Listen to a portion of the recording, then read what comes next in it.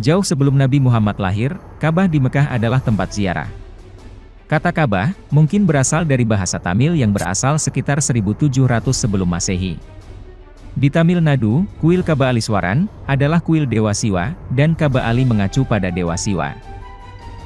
Eits, jangan bingung dulu. Video ini akan membahas kajian sejarah dan catatan kuno dari sudut pandang yang berbeda. Video ini tidak bertujuan untuk merendahkan kredibilitas saudara-saudara Muslim, melainkan hanya untuk membuka wawasan. Siapkan gelas kosong kalian, mari kita gali lebih dalam, dan kita tuang pengetahuan baru.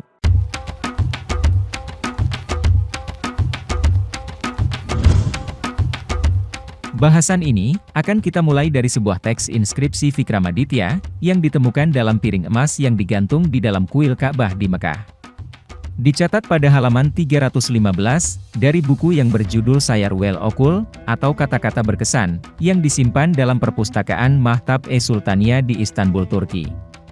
Sebagian manuskrip tersebut berbunyi sebagai berikut. Artinya, yang beruntung adalah mereka yang lahir dan hidup selama pemerintahan Raja Vikramaditya. Dia adalah seorang penguasa yang berbakti dan mulia, berbakti pada kesejahteraan rakyatnya.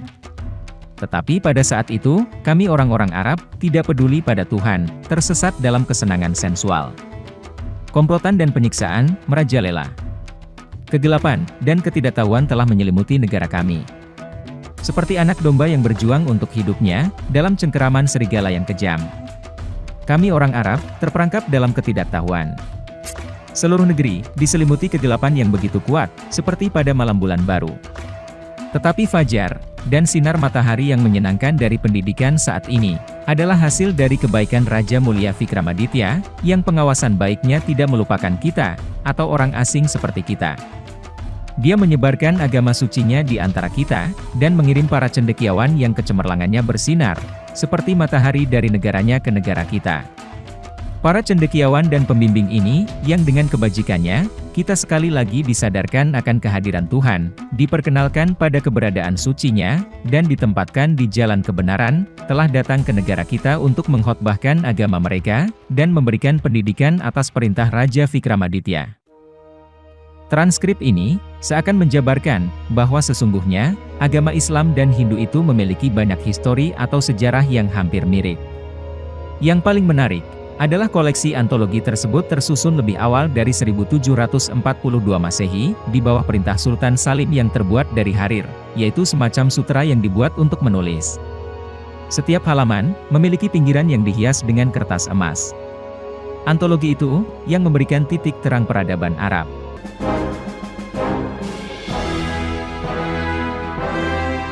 Hal ini menunjukkan bahwa kerajaan yang berpusat di India pada masa lampau juga meliputi Jazirah Arab.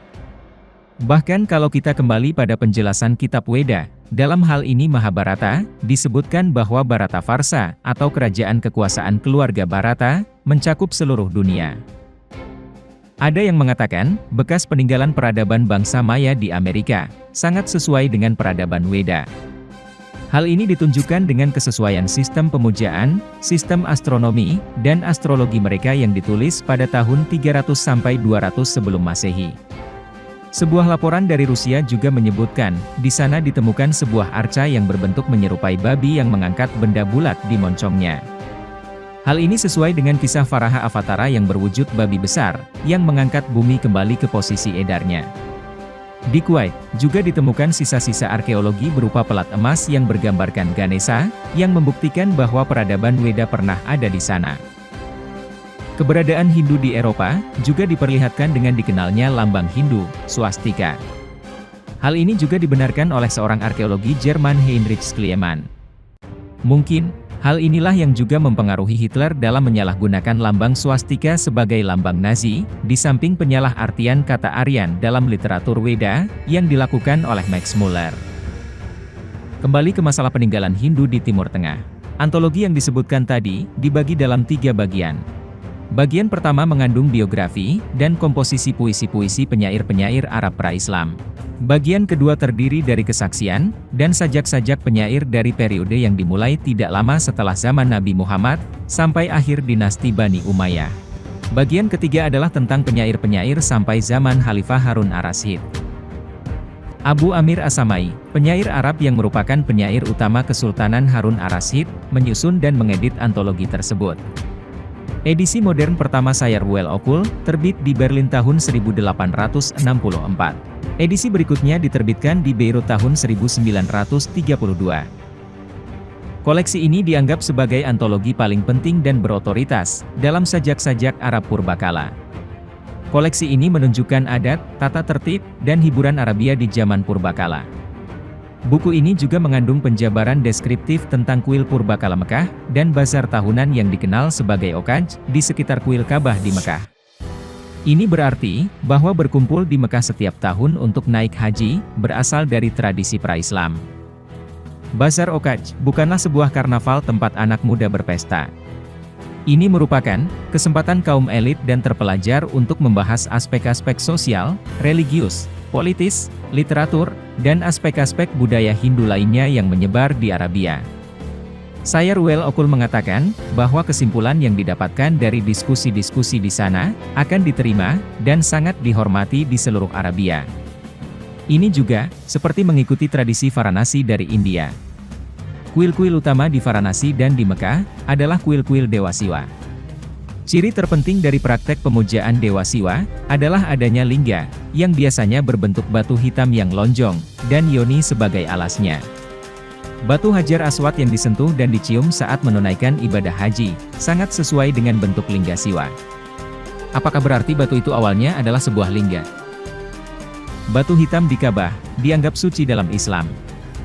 Disebut Hajar Aswad, berasal dari kata Sanskerta Sanghi Ashweta, atau batu non-putih.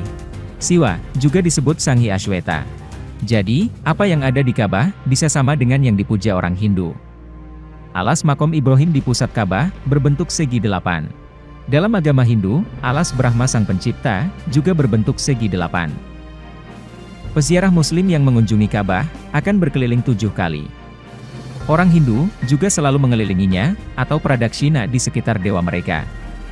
Ini adalah pertanda bahwa Ka'bah saat itu berfungsi sebagai kuil Shiva pada zaman pra-Islam. Namun, pernyataan yang menunjukkan bahwa dalam Islam menyembah batu adalah tidak benar. Demikian pendapat para ulama. Raja Vikramaditya memang terkenal penyembah Siwa. Di Ujjain, India, ibu kota Vikramaditya, ada kuil Dewa Siwa yang terkenal, yaitu Mahankal, yang diasosiasikan dengan Vikramaditya. Karena menurut manuskrip Vikramaditya, dialah yang menyebarkan agama Hindu. Dengan demikian, apakah bukti ini dapat menyimpulkan bahwa Raja Vikramaditya adalah pendiri kuil Siwa yang sekarang disebut Ka'bah di Mekah? Kenyataan lain, untuk masuk ke wilayah Ka'bah, umat Muslim diwajibkan menggunakan jubah putih yang dililitkan ke seluruh tubuh. Mereka juga diwajibkan mencukur rambut dan janggut, serta dalam keadaan bersih. Jika kita bandingkan dengan tradisi Hindu dalam memasuki tempat suci, kenapa hal ini sangat mirip? Bahkan pakaiannya juga mirip dengan pakaian Brahmin. Coba perhatikan gambar ini, lambang Hindu, Om, dan angka 786-nya Arab, semua Quran Arab dicetak dengan angka-angka misterius 786. Tidak ada pakar Muslim yang tahu mengapa angka 786 dianggap sebagai angka-angka suci. Namun angka misterius ini tidak lain dari huruf suci Weda, Om. Jika simbol kata Om tersebut diputar 90 derajat, kenapa sangat mirip dengan lafaz Allah? Menurut sejumlah ensiklopedia, memang ada ukiran-ukiran tulisan di dalam dinding Ka'bah. Menurut pengakuan beberapa orang, ada tulisan dalam huruf Sanskerta, dan bahkan ada stanza-stanza dari Bhagavad Gita. Hubungan antara zaman awal Islam dengan Hindu India, juga diperkuat oleh sebuah riwayat, bahwa suku Jat dari India, sudah berada di Arab jauh sebelum zamannya Nabi Muhammad lahir. Bahkan ketika Aisyah jatuh sakit, keponakannya memanggil tabib Ayurwedik kedokteran Weda dari suku Jat, untuk menyembuhkannya. Raja India, juga disebut pernah mengirim 1 pot jahe yang direndam cuka kepada Nabi.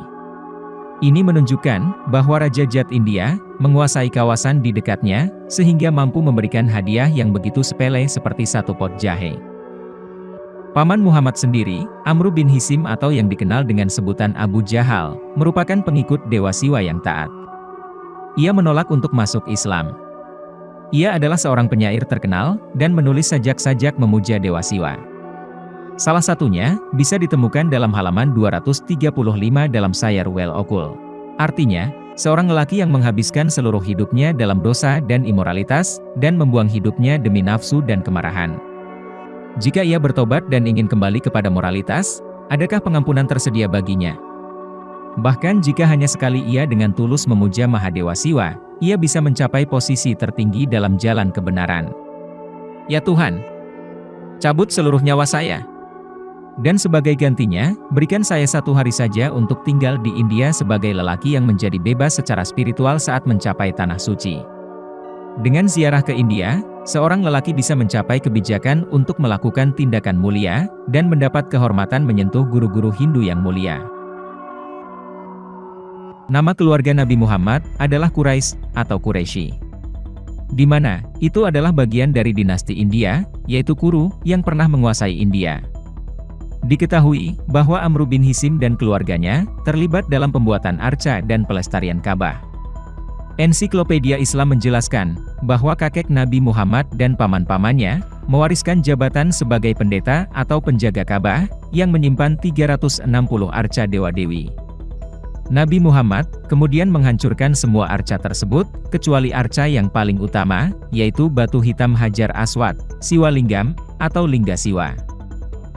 Melihat bukti-bukti tadi, mungkinkah Ka'bah pada awalnya adalah sebuah kuil Siwa atau Hindu? Tenang, ini hanyalah sebuah klaim. Kebenaran sesungguhnya hanya milik Tuhan.